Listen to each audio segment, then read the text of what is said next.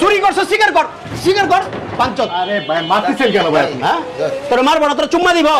ঠিক করে দাও হ্যাঁ হারাম করার বাচ্চারা কাজ হারাম আবার করছে। এই শোন, হক হালাল ভাবে ব্যবসা করবি, চুরি বাদ দে।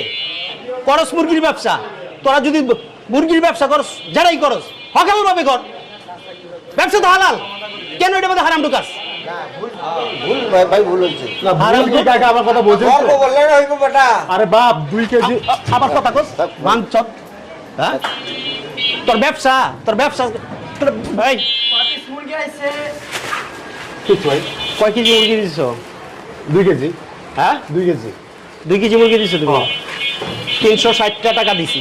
হ্যাঁ মুরগি 2 কেজির উপরে কয়ে দিছো না? হ্যাঁ মাইপে কয়ে দিছো? হ্যাঁ আমি দিছ না মুরগি। আবার ভাইটা দিছি। হ্যাঁ মাইপে দিছো, তাহলে মুরগি 1.5 কেজি কেন?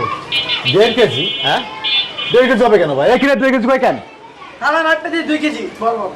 এই ব্যবসা কতদিন ধরে করতেছো? কেন ভাই কি সমস্যা কি? এখন তো কোনো রিপোর্ট নাই আমাদের। এরকম রিপোর্ট নাই? আর আমাদের সুনাম আছে। আজ তোমরা দোকান শুরু থেকে কিন্তু মাল নেই তোমাদের কাছ থেকে। হ্যাঁ। মুরগি নেই না? হ্যাঁ। এভাবে প্রতিদিনই তো তোমরা ঠকাও। না না টাকাও কই ভাই, কি করেন আপনি? এই মিয়া, তুমি মুরগি মাইপে দিছো আমাদের 2 কেজি 100 গ্রাম, টাকা রাখছো 360টা। মুরগি কেন 1.5 কেজি হইলো? ভাই নারী বুড়ি ফেলে দিতে কম হইব। এই বেটা নারী বুড়ি ফেলাইলে কম হইব মানে? 100 গ্রাম করতে পারে।